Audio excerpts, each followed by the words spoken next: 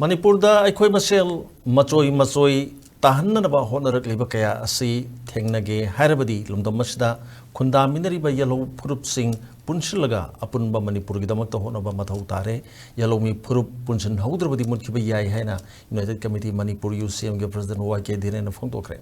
ofam asingasi United People's Front Manipur UPM na thabum ama satarkiba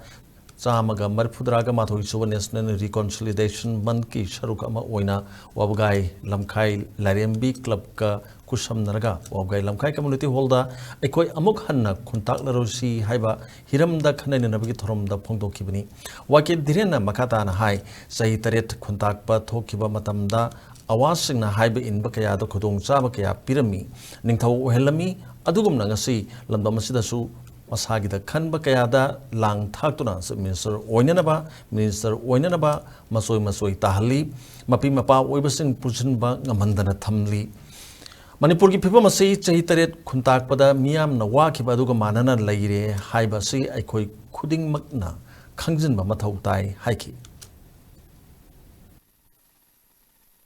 ꯑꯩꯈꯣꯏꯒꯤ ꯂꯩꯉꯥꯛꯄꯁꯤꯡꯗ ꯂꯩꯔꯤꯕ ꯁꯤꯡꯁꯤꯒꯤ ꯃꯔꯛꯇꯁꯨ ꯃꯁꯤ ꯑꯩꯒꯤ ꯆꯤꯐ ꯃꯤꯅꯤꯁꯇꯔ ꯑꯣꯏꯅꯕ ꯍꯣꯠꯅꯕꯗ ꯈꯨꯗꯣꯡꯆꯥꯕ ꯐꯪꯅꯕ ꯍꯣꯠꯅꯕꯗ ꯑꯃꯒ ꯐꯝꯕꯥꯜ ꯇꯥꯟꯅꯕ ꯃꯆꯦꯠ ꯊꯨꯒꯥꯏꯅꯕ ꯂꯝꯗꯝꯁꯤꯗ ꯆꯪꯁꯤꯜꯂꯛꯏꯕ ꯀꯥꯝꯖꯤꯜꯂꯛꯏꯕ ꯍꯨꯁꯤꯡ ꯑꯁꯦ ꯀꯅꯥꯅꯣ ꯍꯥꯏꯕꯁꯤ ꯑꯩꯈꯣꯏ ꯄꯨꯝꯅꯃꯛꯅ ꯈꯪꯅꯔꯕ ꯋꯥꯐꯝꯅꯤ ꯃꯅꯤꯄꯨꯔꯗ ꯈꯨꯟꯗꯥꯃꯤꯟꯅꯔꯤꯕ ꯀꯥꯡꯂꯨꯞ ꯀꯨꯟꯊ꯭ꯔꯥꯒ ꯃꯔꯤꯒꯤ ꯂꯩꯃꯤꯟꯅꯔꯤꯕ ꯑꯗꯨꯒꯨꯝꯂꯕ ꯏꯊꯅꯤꯛ ꯐꯨꯔꯨꯞꯁꯤꯡꯁꯤꯅ ꯑꯩꯈꯣꯏ ꯄꯨꯟꯅ ꯆꯪꯁꯤꯟꯃꯤꯟꯅꯕ ꯏꯟꯗꯤꯖꯤꯅꯁ ꯄꯤꯄꯜꯁꯤꯡ ꯑꯁꯦ ꯑꯩꯈꯣꯏ ꯑꯃꯠꯇ ꯑꯣꯏꯅ ꯍꯤꯡꯃꯤꯟꯅꯒꯗꯕꯅꯤ ꯍꯥꯏꯕꯒꯤ ꯋꯥꯈꯜꯂꯣꯟ ꯑꯁꯦ ꯄꯨꯔꯀꯥꯟꯗ ꯑꯩꯈꯣꯏ ꯈꯟꯃꯤꯟꯅꯕ ꯑꯃꯁꯨꯡ ꯁꯥꯒꯠꯃꯤꯟꯅꯕꯒꯤ ꯇꯉꯥꯏꯐꯗꯕꯗꯨ ꯂꯩꯕ